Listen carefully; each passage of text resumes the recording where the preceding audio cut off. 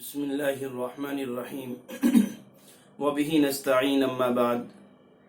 ناظرین، آپ کے سامنے پیش کیا جا رہا ہے تیسرے پارے یعتذرون کا خلاصہ۔ اس پارے کے آغاز میں ان لوگوں کا تذکرہ ہے جنہوں نے غزوہ تبوک سے واپسی کے بعد سرکار دو عالم صلی اللہ تعالی علیہ وسلم کی خدمت میں حاضر ہو کر جھوٹے حیلے بہانے کیے۔ یہ 30 سے زیادہ افراد تھے جو جہاد سے غیر حاضر ہوئے۔ ان سے متعلق پہلے ہی بتلا دیا گیا تھا کہ یہ لوگ آئیں گے اور عذر بیان کریں گے۔ فرمایا، جب آپ ان کے پاس واپس پہنچیں گے تو یہ سب آپ کے سامنے طرح طرح کے عذر پیش کریں گے، مگر آپ فرما دیجئے کہ بہانے مت بناؤ، ہم تمہاری بات کا یقین نہیں کریں گے۔ اللہ تعالیٰ نے ہمیں تمہارے سب احوال بتلا دیے ہیں، اب اللہ اور اس کے رسول تمہارے عمل کو دیکھ لیں گے۔ اس کے بعد منافقین کا ذکر ہے، خاص طور پر ان منافقین کا جو دیہاتی علاقوں میں رہتے تھے۔ ان کے متعلق فرمایا کہ وہ کفر و نفاق میں کچھ زیادہ ہی سخت ہیں۔ پھر ایمان والوں کا ذکر ہے، خاص طور پر ان ایمان والے مہاجرین و انصار کا جنہوں نے ایمان لانے میں سبقت کی، ان کے لیے جنت کی خوشخبری ہے۔ ان آیات میں ان مسلمانوں کا بھی ذکر ہے جنہوں نے کھلے دل سے اپنی اس کوتاہی کا اعتراف کر لیا تھا کہ وہ تبوک نہیں گئے، اور اس غلطی کی تلافی میں انہوں نے مالی صدقات بھی پیش کیے تھے۔ اس سلسلے میں اللہ کے رسول علیہ السلام کو حکم ہوا کہ آپ ان کے اموال میں سے صدقہ لے لیجئے تاکہ آپ اس مال کی وجہ سے ان کو پاک صاف کر سکیں، اور آپ ان کے لیے رحمت کی دعا کیجئے، بلا شبہ آپ کی دعائے رحمت ان کے لیے باعث تسکین ہے۔ بعد والی آیات میں مسجد زرار کا تذکرہ ہے۔ یہ مسجد منافقین نے تعمیر کی تھی، اور اس کے لیے اگرچہ ان لوگوں نے اللہ کے رسول سے اجازت بھی حاصل کر لی تھی، مگر ان کا اصل مقصد نماز قائم کرنا نہیں تھا، بلکہ یہ تھا کہ تمام مسلمانوں سے علیحدہ رہ کر اس طرح جماعت بندی کی جا سکے کہ اس پر مذہب کا پردہ پڑا رہے اور اندر ہی اندر مسلمانوں کے خلاف سازشیں بھی ہوتی رہیں۔ تبوک سے واپسی کے بعد آپ علیہ السلام کو وحی کے ذریعے سے اس مسجد کے بانیان اور تعمیر کرنے والوں کے عزائم سے باخبر کر دیا گیا۔ آپ نے چند صحابہ کرام کو اسی وقت روانہ کیا اور حکم دیا کہ اس مسجد کو گرا دیا جائے اور اس میں آگ لگا دی جائے۔ قرآن کریم نے اس مکان کو مسجد زرار کہا۔ فرمایا، کچھ دوسرے لوگ ہیں جنہوں نے ایک مسجد اس لیے بنائی کہ نقصان پہنچائیں، کفر کی باتیں کریں، ایمان والوں میں تفریق پیدا کریں اور اس شخص کے لیے گھات لگانے کی جگہ بنائیں۔ مراد ہے مشہور منافق عبداللہ بن ابی، جو اس سے پہلے اور اس کے بعد اللہ کے رسول کے خلاف برسر پیکار ہو چکا ہے۔ وہ ضرور قسمیں کھا کر کہیں گے کہ ہماری نیت تو بھلائی کے سوا کچھ نہیں تھی، اور اللہ گواہ ہے کہ یہ لوگ جھوٹے ہیں۔ منافقین کی سازش کے بیان کے بعد ایمان والوں کا ذکر ہے کہ در حقیقت اللہ نے ایمان والوں سے ان کی جانیں، ان کے مال جنت کے عوض خرید لیے ہیں۔ وہ اللہ کی راہ میں لڑتے ہیں، مرتے ہیں۔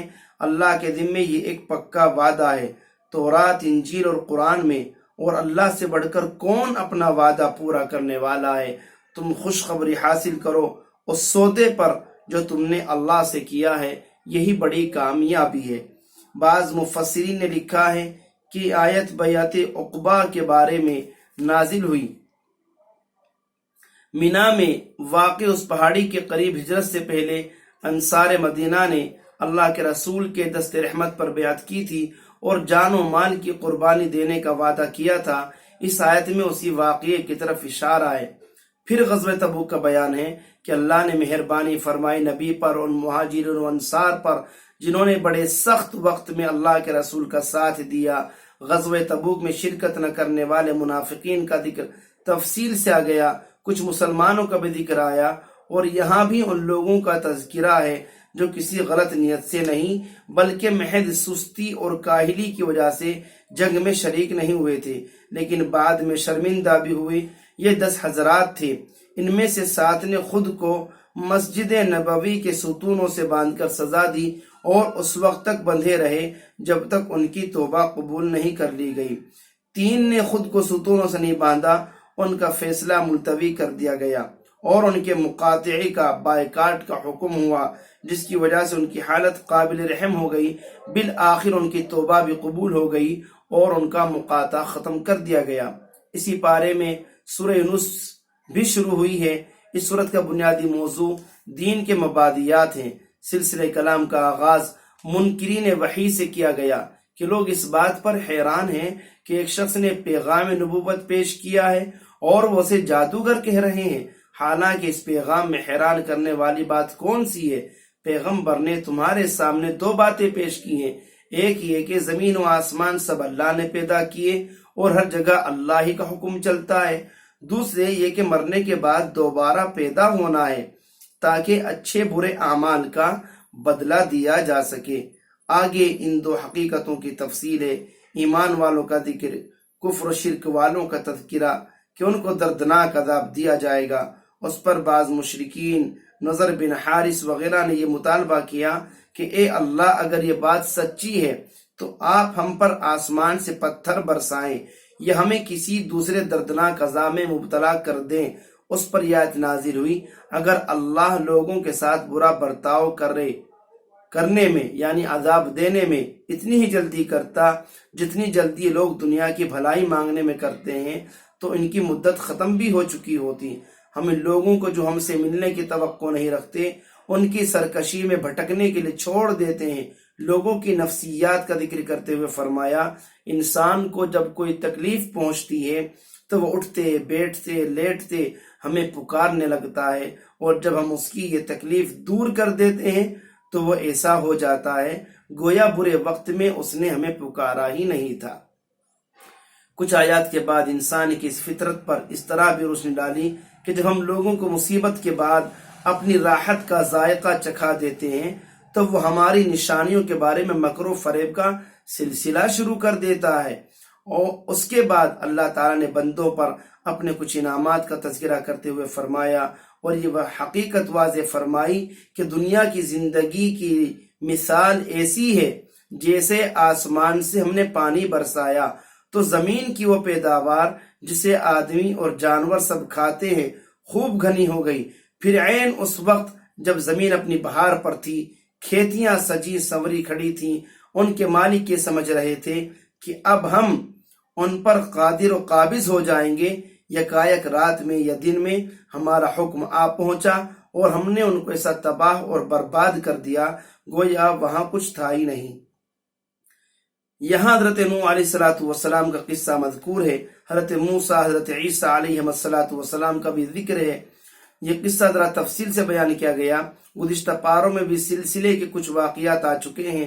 یہاں یہ بیان کیا گیا ہے کہ جب ہم نے بنی اسرائیل کو دریا سے پار لگا دیا تو فرعون اور اس کا لشکر ظلم و زیادتی کے ارادے سے بنی اسرائیل کے پیچھے پیچھے چلا، یہاں تک کہ جب ڈوبنے لگا تو کہا، میں ایمان لاتا ہوں کہ معبود حقیقی وہی ہے جس پر بنی اسرائیل ایمان لائے، اور میں ماننے والوں میں سے ہوں۔ فرمایا، اب ایمان لاتا ہے، حالانکہ اس سے پہلے نافرمانی کرتا رہا، فساد برپا کرنے والوں میں سے تھا۔ اب تو ہم تیرے بدن ہی کو بچائیں گے تاکہ بعد والوں کے لیے نشان عبرت بنے۔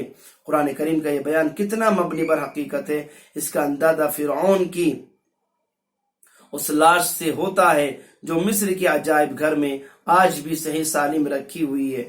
اس کے بعد ان احسانات کا ذکر جو بنی اسرائیل پر مسلسل کیے گئے۔ اس صورت میں حضرت یونس علیہ السلام کی قوم کا بھی ذکر ہے۔ یہ لوگ عذاب کے کچھ آثار دیکھ کر ایمان لائے تھے، ان کا ایمان معتبر قرار دیا گیا تھا۔ حضرت یونس کے اس واقعے کا بھی ذکر ہے کہ وہ اپنی تکذیب و تردید کے خوف سے وطن واپس نہیں کیے گئے، بلکہ دوسری جگہ ہجرت کے ارادے سے کشتی میں سوار ہوئے۔ کشتی دریا کے بیچ میں پہنچی تو اچانک رک گئی۔ کشتی کے مالک نے اعلان کیا، کوئی مفرور غلام اس کشتی پر سوار ہے، اس لیے یہ کشتی آگے نہیں بڑھ رہی ہے۔ چونکہ یہ اجنبی تھے، انہیں غلام سمجھا گیا اور دریا میں ڈال دیا گیا، جہاں وہ ایک مچھلی کے پیٹ میں چلے گئے۔ روایات کے مطابق حضرت یونس علیہ السلام تقریباً 40 دن تک مچھلی کے پیٹ میں رہے۔ اسی دوران آپ کی زبان پر آیت کریمہ لا الہ الا انت سبحانک انی کنت من الظالمین جاری ہوئی، جس کی برکت سے اللہ نے ان کو مچھلی کے پیٹ کی مصیبت سے نجات عطا فرمائی۔ یہ سورت اس آیت پر ختم ہوتی ہے۔ پیارے پیغمبر، آپ اعلان کر دیجئے، اے لوگوں، تمہارے پاس تمہارے رب کی طرف سے حق آ چکا ہے۔ جو سیدھی راہ اپنائے گا وہ اپنے لیے اپنائے گا، جو گمراہ ہوگا وہ اسی کے لیے نقصان کا باعث ہوگا۔